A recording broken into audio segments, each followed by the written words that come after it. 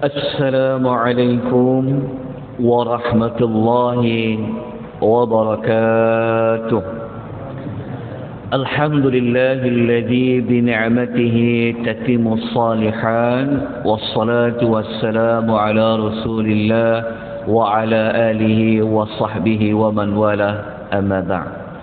Sidang jemaah sekalian, alhamdulillah dengan rahmat Allah, hidayah, taufik dari Allah, dapat lagi kita bertemu pada minggu ini, yang mana insya-Allah kita akan memasuki ayat-ayat yang bermula daripada nombor 45, yang mana ayat yang ke-45 ini Allah memberitahu kepada kita bagaimana sikap orang-orang yang kafir yang ada pada zaman Nabi sallallahu alaihi wasallam terhadap perintah-perintah dari Allah Subhanahu wa taala. Ayat 45, 46 dan ayat nombor 47 kita akan menemukan beberapa reaksi orang-orang kafir Mekah, musyrikin Mekah terhadap perintah ataupun dakwah yang disampaikan oleh Nabi Muhammad sallallahu alaihi wasallam. Ringkasan dia, kalau tuan-tuan boleh merujuk kembali dalam nota yang pertama, ada kita letakkan sinopsis ringkas bagi surah Yasin. Jadi kalau kita tengok dekat sinopsis ringkas tu, kita akan jumpa cata alih ni, yang mana pada ayat nombor 45 yang kita akan baca sebentar lagi adalah menceritakan tentang perintah bertakwa. Manakala pada ayat yang ke-47, kalau kita sempat pagi ni kita akan baca, Allah menyebutkan tentang menginfakkan harta. Namun perintah bertakwa ini tidak diambil kisah oleh penduduk musyrikin Mekah. Menginfakkan harta ini juga ditolak oleh penduduk musyrikin Mekah. Kenapa?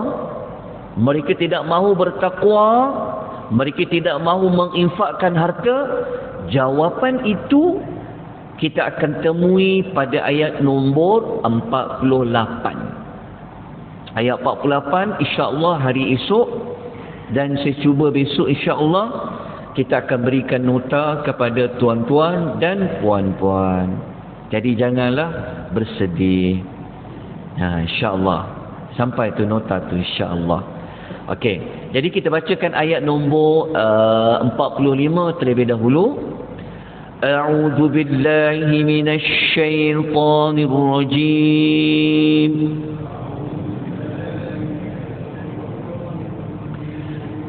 وَإِذَا قِيلَ لَهُمُ اتَّقُوا مَا بَيْنَ أَيْدِيكُمْ وَمَا خَلْفَكُمْ لَعَلَّكُمْ تُرْحَمُونَ.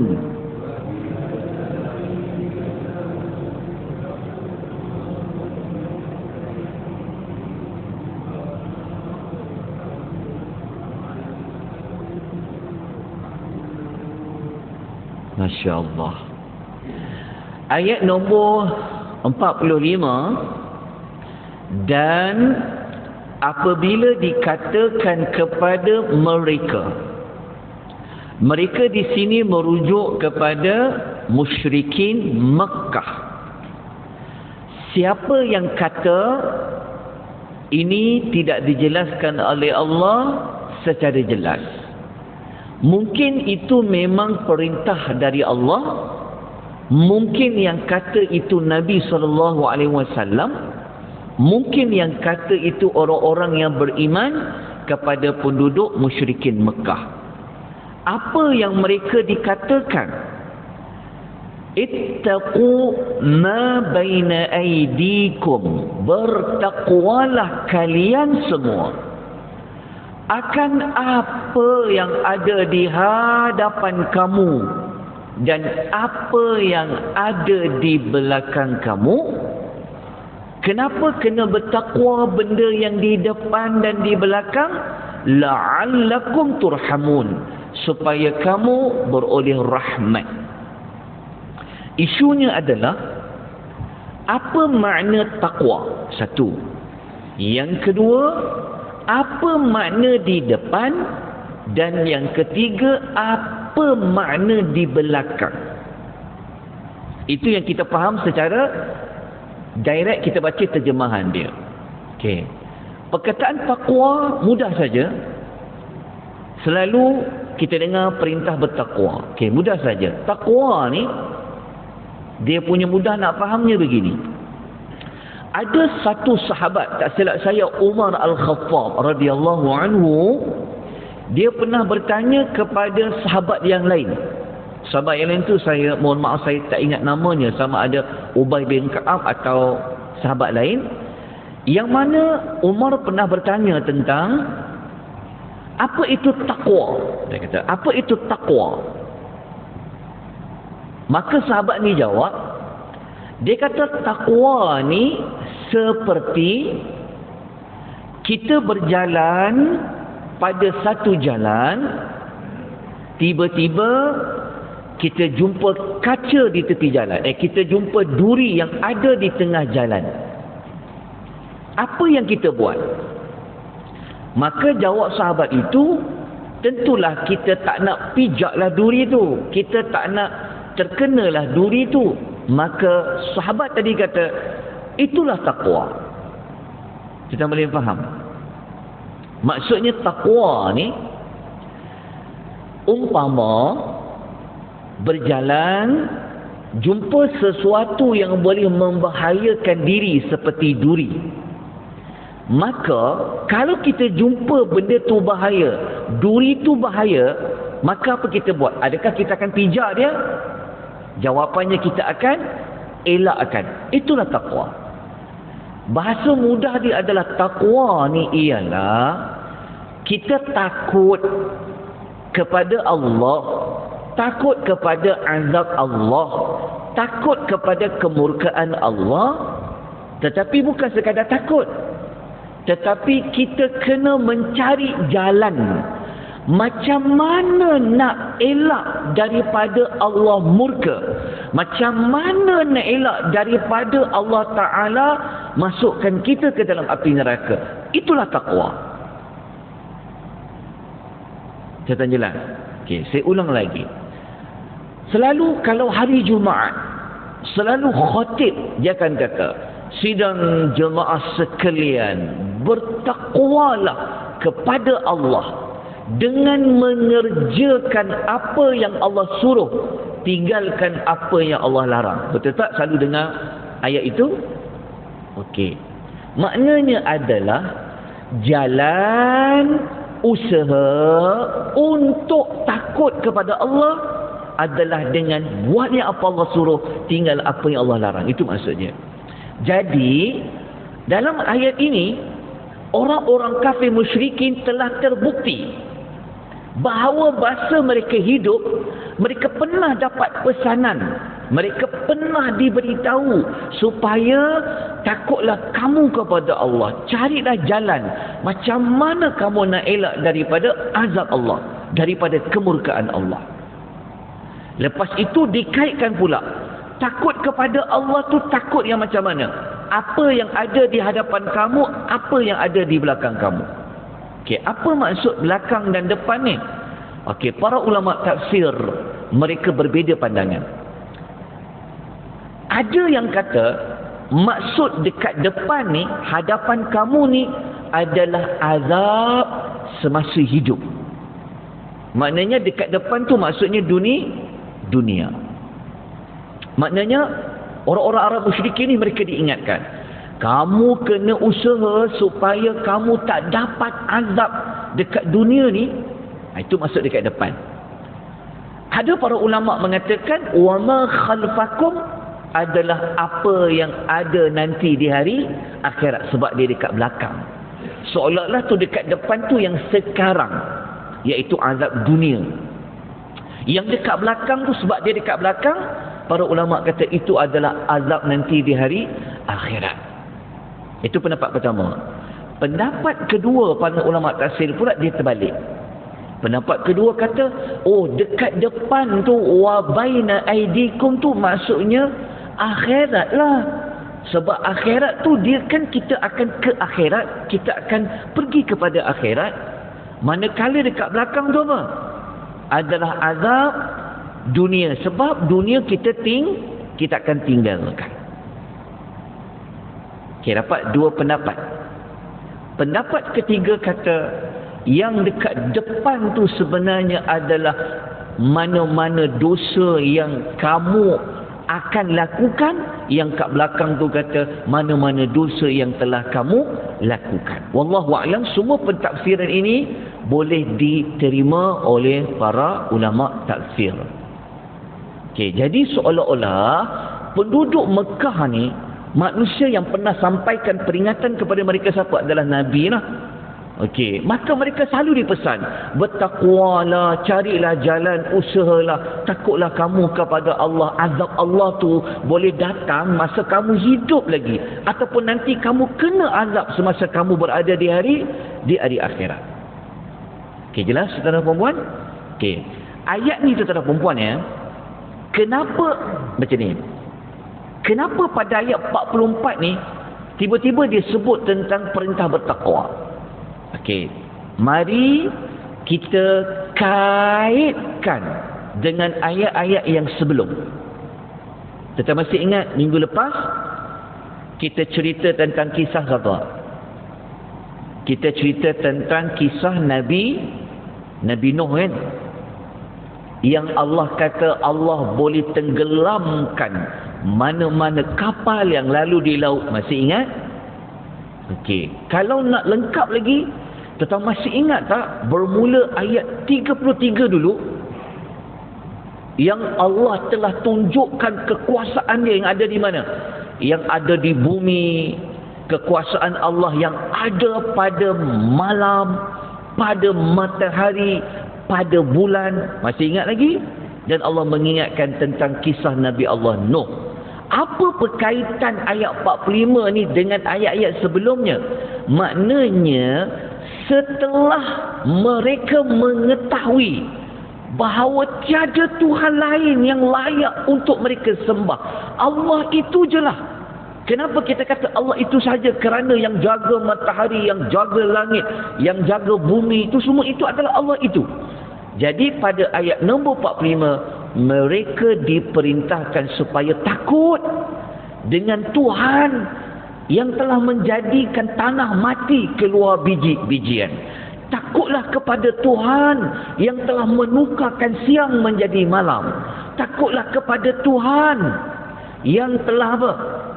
Yang telah menyelamatkan bangsa manusia itu pada zaman Nabi Allah Nuh alaihi wassalatu wassalam. Itu perkaitan dia. Okey, kemudian tuan-tuan puan rahimani wa rahimakumullah, daripada ayat ini kita boleh dapati ada dua pendekatan yang Allah guna.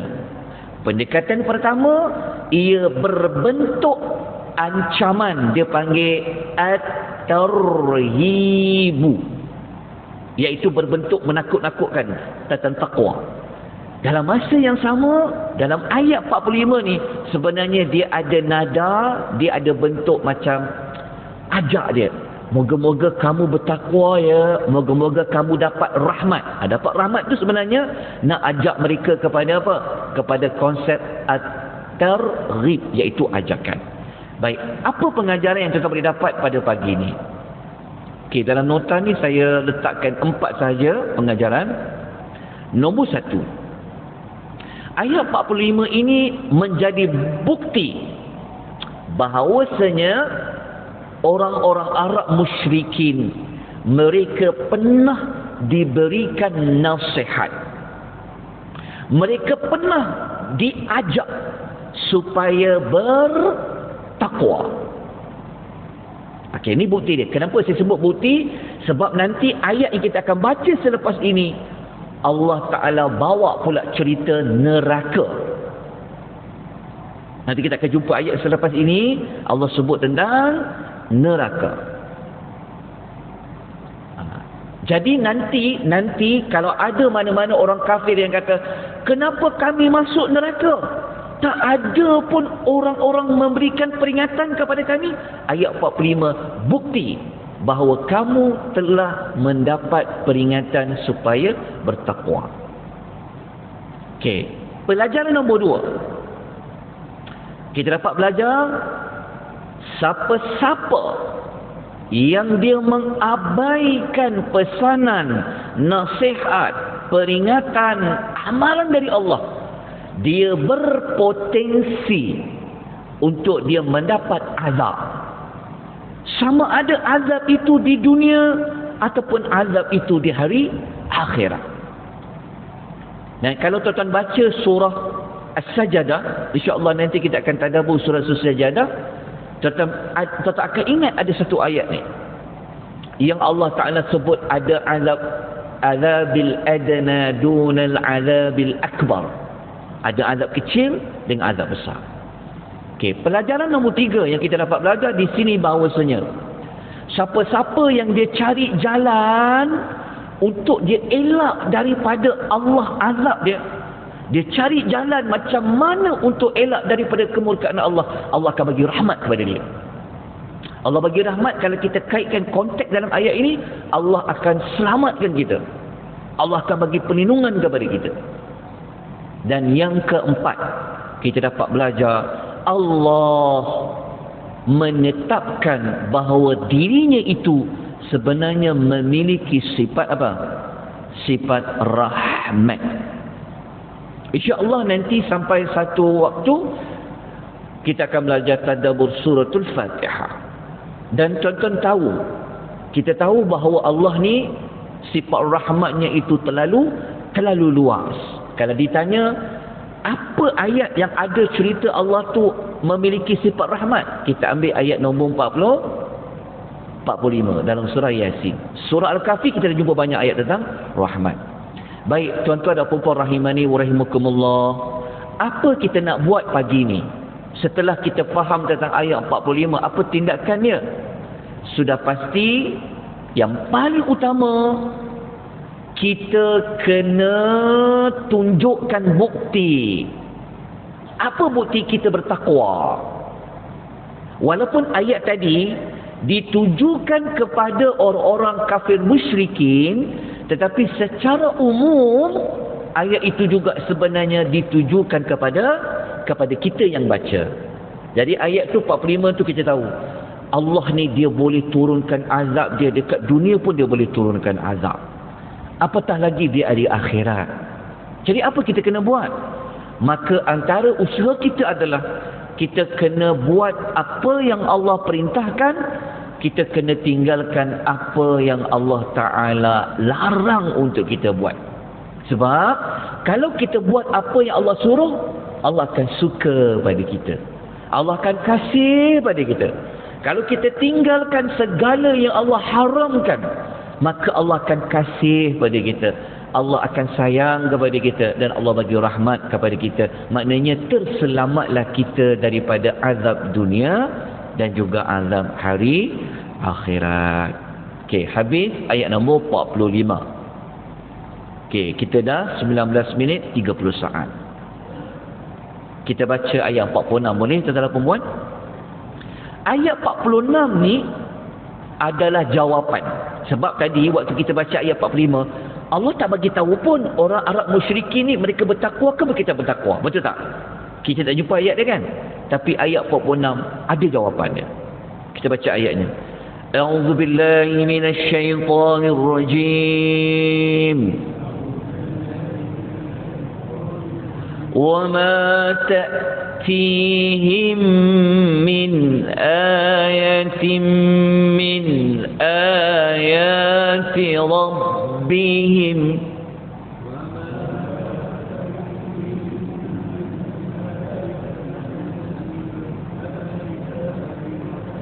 إلا كانوا عنها معرضين.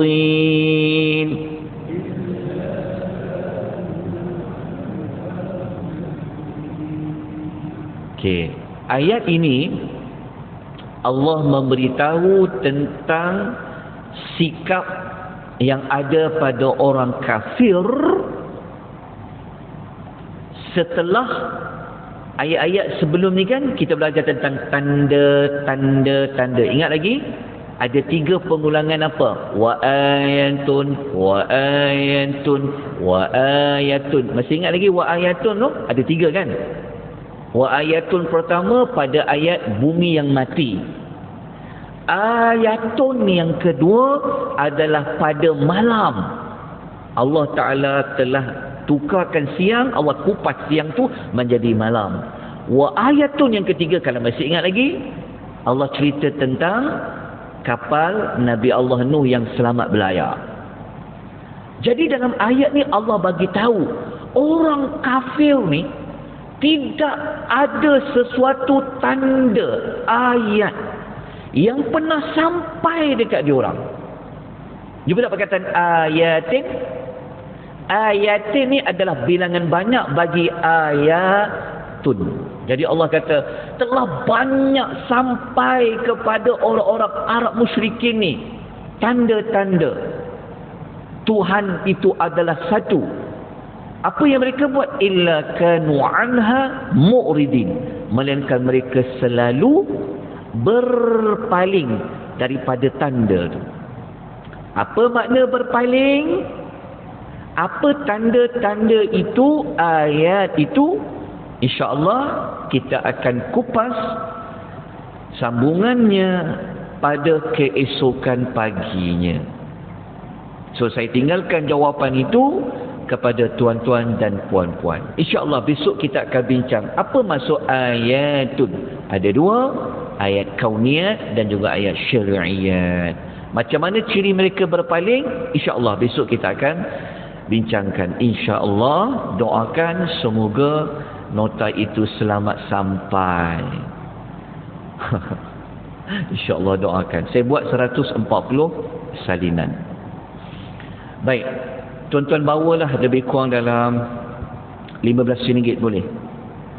Ya? InsyaAllah. Baik, kita jumpa. Moga-moga Allah bagi manfaat yang banyak pada pagi ini. Moga-moga kita laksanakan segala tindakan yang telah pun kita sebutkan sebentar tadi. Semoga kita sentiasa berada dalam rahmat Allah Azza wa Jalla. Kita sudahi pengisian kita dengan tasbih kafarah dan suratul Asr. Subhanakallahumma wa bihamdika asyhadu an la ilaha illa anta astaghfiruka wa atubu ilaik. والعصر إن الإنسان لفي خسر إلى الذين آمنوا وعملوا الصالحات وتواصوا بالحق وتواصوا بالصبر وبالله التوفيق والهداية والسلام عليكم ورحمة الله وبركاته.